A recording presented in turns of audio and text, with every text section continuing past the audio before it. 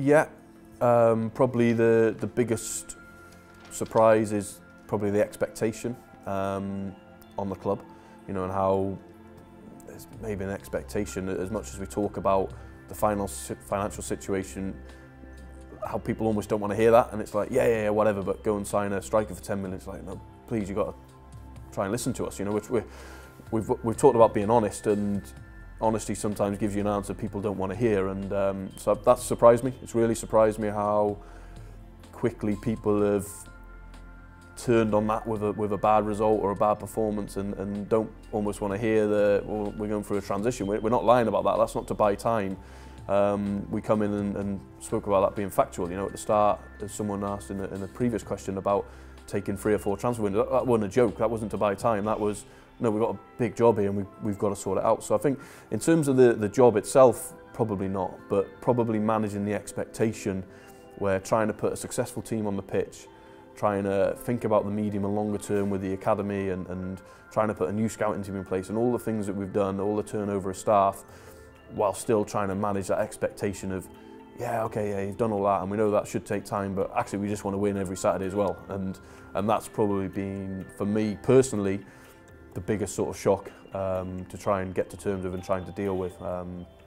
Because, you know, it's hard sometimes when you can see things are taking shape, but it's not necessarily reflecting on the pitch on a Saturday afternoon or a Tuesday night. That's hard because people get caught up in winning, and that's why we've got to here try and keep a steady line about what we're doing and not sort of join in on the roller coaster of being really up and down. We've got to try and maintain the plan, stick to it, believe in it, and keep working to where we want to get to.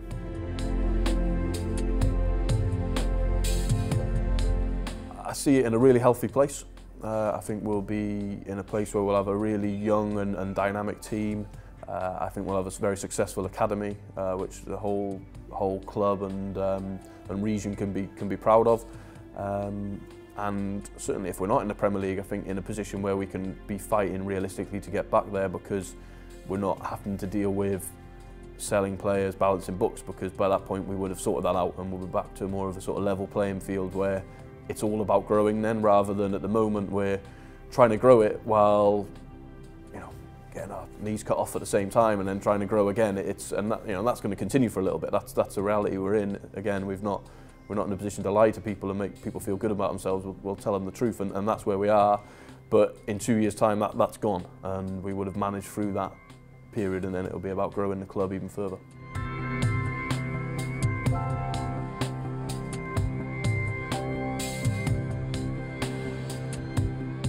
It can definitely be done, yeah, of course. I think you only have to look at clubs like Burnley, who have done that and become very sustainable. They still post a profit every year, and that's without a rich benefactor. Of course, is it easier if someone's going to come and plough 100 million into the playing squad? Of course it is, but it's easier to win the Champions League if you're PSG and you got someone putting in £1 billion than trying to do it without that.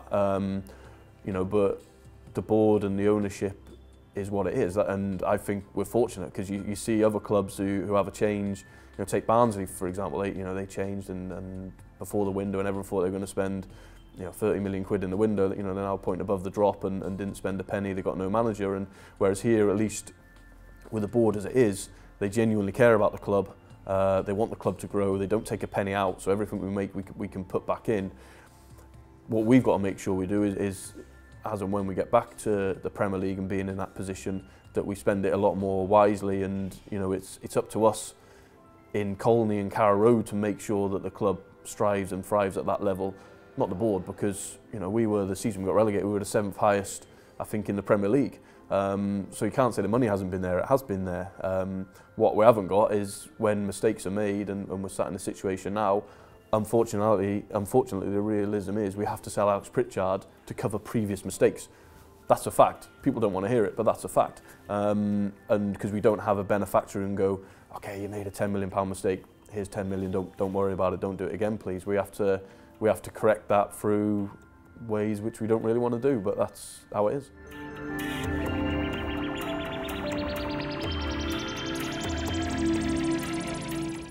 I think it always has to be the aim until it's not possible, you know. Likewise, staying up has to be the aim until you're safe. So I think it's been a difficult season. It's been a massive transition. We've had some ups in it, we've had some downs in it.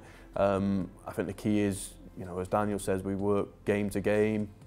With the run we've had over Christmas, it's put us in a position where we're not looking over our shoulder, which is nice, because not being funny going into Birmingham away. Let's say we would have lost that game, we'd probably be 4 points above the drop and in a real difficult situation. But since then, we've had some really good results and performances, which has now afforded us the opportunity to breathe a little bit and not be worrying, looking over our shoulder. But it's difficult from where we are. You know, we're a real outside bet. But like I say, until it's mathematically impossible, we have to try and win every game and give it our best shot.